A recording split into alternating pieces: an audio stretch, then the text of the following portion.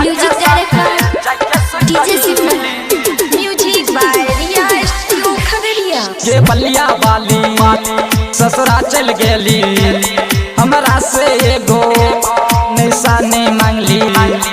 ये बलिया वाली ससुरा चल गेली, हमरा से एगो निशानी मांगली। या मसी में छौरी नहीं देली, सैया के साथ जाके सुत गेली।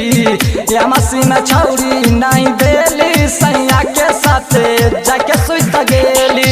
ये बलिया वाली ससुरा चल गेली, हमरा से एगो निशानी मांगली।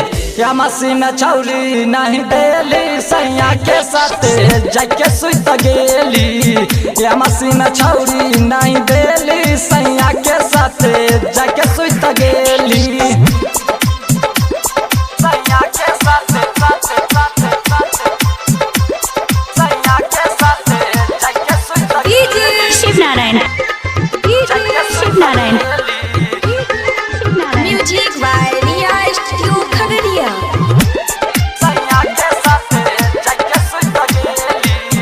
नैयर में हमर कैली बेली तो जवान गे, तब काहे चुम्मा दै में बनै छी नदान गे। हे गे नैयर में हमर कैली बेली तो जवान गे, तब काहे चुम्मा दै में बनै छी नदान गे। चोलिया के स्वाद नहीं कैली, सैया के साथ जाके सुत गेली। या मसी में छौरी नहीं देली, सैया के साथ जाके सुत गेली। सैया के साथ सैया के साथ जाके सुत DJ Shiv Narayan, DJ Shiv Narayan, Shiv Narayan, music by Riya studio Khagaria.